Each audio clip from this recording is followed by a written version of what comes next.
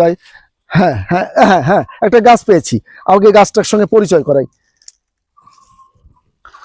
খুব ভালো করে দেখুন, এই পাতাগুলো দেখুন।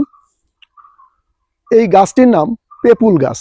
স্থানকাল পাত্রভেদে ভিন্ন ভিন্ন নাম থাকতে পারে, তো এইটার উপকারিতা বলে শেষ করা যাবে না। সাধারণত গ্রাম গায়ের মানুষ এটা মাছের সঙ্গে, তাজা মাছের সঙ্গে ঝোল রান্না করে খায়, খুব টেস্টফুল খাবার হয়। কিন্তু এর যে প্রচুর ঔষধি গুণ আছে। এর একটা ফল হয় এরকম লম্বা, ঝাল এবং দেখতে কিছুটা লম্বাটে এবং গায়ে একটু আপনার ফোটকাটা ফোটকাটা হয়।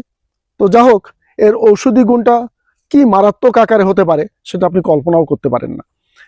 এর সঙ্গে যদি কাবাব চিনি আর আদা মিশিয়ে একটা হালুয়ার মতো করে খেতে পারেন, তাহলে যে উপকারটা প্রথমে হবে, আপনার শরীরে শ্লেষ্মা, কফ জমতে পারে না, বুকটাকে পরিষ্কার রাখে, কাশিটাকে ভালো করে, শরীরের আলাদা শক্তি করে, আরো কিছু জৈব উপাদান, আরো কিছু ভেষজ উপাদানের সঙ্গে মিক্সড করে তৈরি করা হয় চ্যবনপ্রাশ।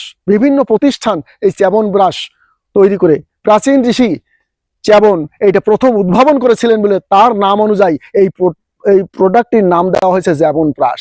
যা খেলে আপনার শরীরের কফ দূরীভূত হয়, কাশি দূরীভূত হয়, শরীরে আলাদা রকম শক্তি পাওয়া যায়, যেটা জীবনী শক্তি বলে, ভাইটালিটি বেড়ে যায়।